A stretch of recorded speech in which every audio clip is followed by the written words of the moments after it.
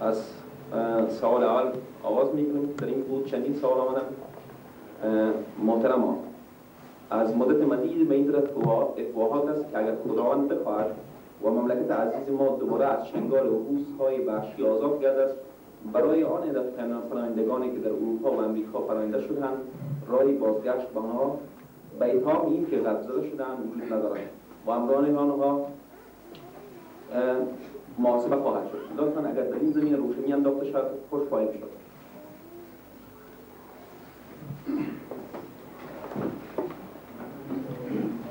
میان یکی از امون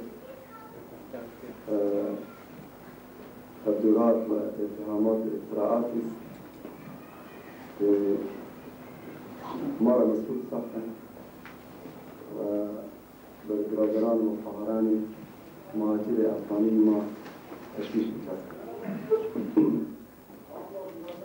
و به همه اطمینان میکنم که انشاءالله مجاهدین خاطر آزادی وطنشون و برای که شما با عزت دوباره به کشورتان برگردید جهادی. افغانستان از شماست و مجاهدان برادرشون و اصلا یک افتراء محض است که هیچ حقیقتی ندارد. ما در مورد برادران آواری خود در غرب این همدردی و تعاطف را داریم که با برادران و خواهران مهاجر خود در پاکستان و ایران داریم و امیدواریم که و انتظار ایشان و درکمندی های ایشان به اینکه خداوند افغانستان را زود آزاد کند و اینا دوباره به کشور خود برگردند خاتمه داده شد. و ما هیچ نوع حساسیتی در برابر برادران و خواهران آواری خود نداریم. اینا از ما و ما از این بی جهت ایدی کوشش کردن که وانمود کنن گویا کسانی که در سنگرها می جنگن و به دلیل حساسیتشان با غرب با کسانی هم حساسیت دارن که به غرب مجبور شدن. ما درست است که با غرب پرستی و غرب گرایی و در مجموع با بیگانه پرستی حساسیت دارد. ولی معنای حساسیت هرگز این نیست که هر که در این جز اونا همه غربگراه‌اند و دیگر در فضای آزادی در افغانستان جای ندارد. ما برای توجیه مردم، برای راهنمایی خواهران و برادران مسلمان خود در اینجا دفاتر داریم، دفاتر منظمی داریم، دفاتر همه در خدمت شما. به این خانه پوچ و بی‌معتبا باور نکنیم و نگذاریم تا دشمن موفق شود که بین شما و برادران خواهران مجاهدتان در داخل فاصله ایجاد کنید. اونا را تکذیب کنیم و هرگز به این برکی نگذاریم و مطمئن باشیم که برادران مجاهدتان از شما و شما از اونا و اونا به خاطر آزادی کشور شما و به خاطر دفاع از عزت شما میجنگند.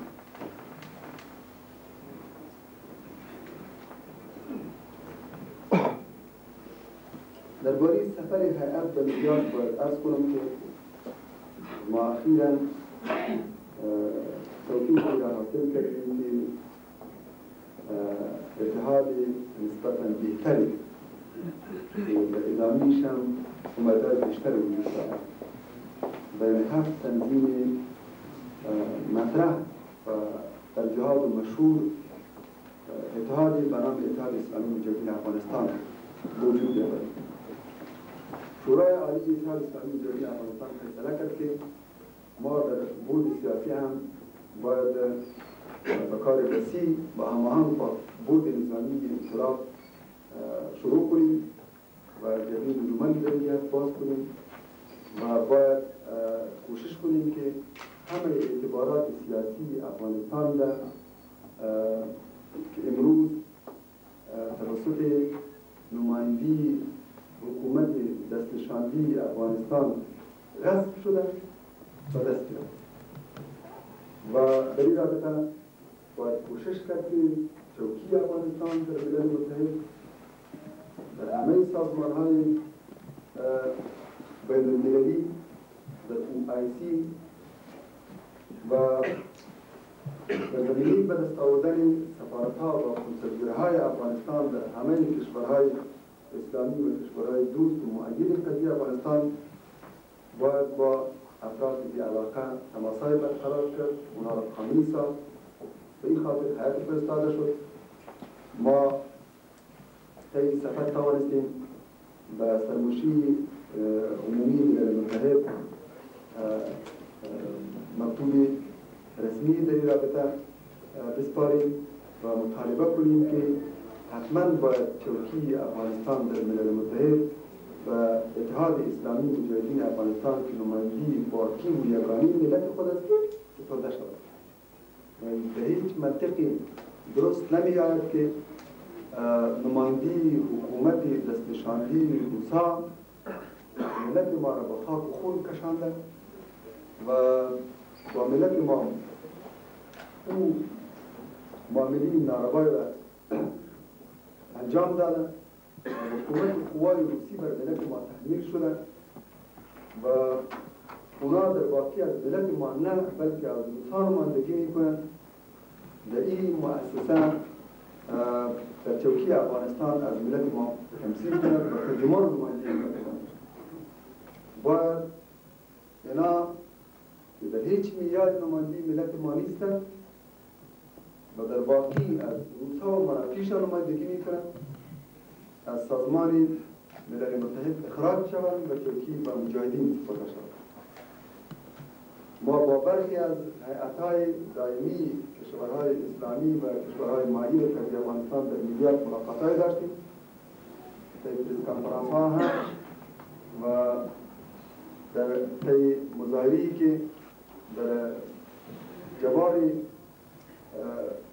دفتر ملل متحد برای افتاد مطلب را اظهار کردیم و ضمناً با استفاده از فرصت توانستیم با دیویزیاتی از افغان‌ها طی کنفرانس‌ها و اجتماعات ملاقات‌های داشته باشیم، اونا را در جریان حوادث افغانستان بگذاریم، متوجه مسئولیت‌های ایمانیشان کنیم، به سوالاشان جواب بگوییم و تا حدی هم توانستیم جریانات افغانستان را در اونجا منعکس کنیم. که آغاز کار بوده، ما باید به طور مستمر و خستگی ناپذیر سعی کنیم تا بتوانیم در این جبهه هم دشمن را شکست بدیم و اعتبارات افغانستان را که غصب شده را کسب کنیم. بالاخره بتوانیم کار ما به اون مرحله برسه که در همه سفارت‌های افغانستان نمایندگی مجاهدین ایمان سفیر ملت ما و سفیر کشور ما احراز موقف کنیم. تکبیر. الله اکبر. الله اکبر. الله اکبر. تا حال ما تنها یک سفارت داریم که کشور مالیزیا حاضر شد دفتر با حیثیت سفارت برای اولین بار به مجاهدین قائل شود و دفتر چندی قبل افتتاح شده و در افتتاحش وزیر خارجی مالیزیا با اجازات از سفرا و برخی از وزرای کابینه شرکت کرده بود و ما هم در اون محفل اشتراک داشتیم. اولین دفتر ولی ما امیدوار هستیم که در همه کشورهای اسلامی و کشورهای دوست بالاخره سفارت‌های افغانستان را با نمایندگی مجاهدین و سفیر مجاهدین پر کنیم. ما در این سفر ملاقات رسمی نداشتیم و ملاقات رسمی هم اشتراک کردیم. دلایل وجود دارد و که بحث تفصیلی ضرورت دارد که چرا و به هر صورت ما کوشش میکنیم که هویت اسلامی جهاد صدمه نبینه و مقاومت در بیرون به عنوان یک مقاومت وابسته شناخته نشود، چنانچه در داخل استقلال خود را حفظ کرده و از وابستگی ها اجتناب کرده. مبادا کاری کنیم که در بیرون زینتان مخشوش شود و وانمود شود که گویا دیگر قضیه افغانستان هم کشمکش بین قدرت هاست، نه مقاومت ملتی در برابر نیروی تجاوزگری. به این خاطر ما اجتناب کردیم از اینکه با کدام مردی رسمی ملاقات کنیم.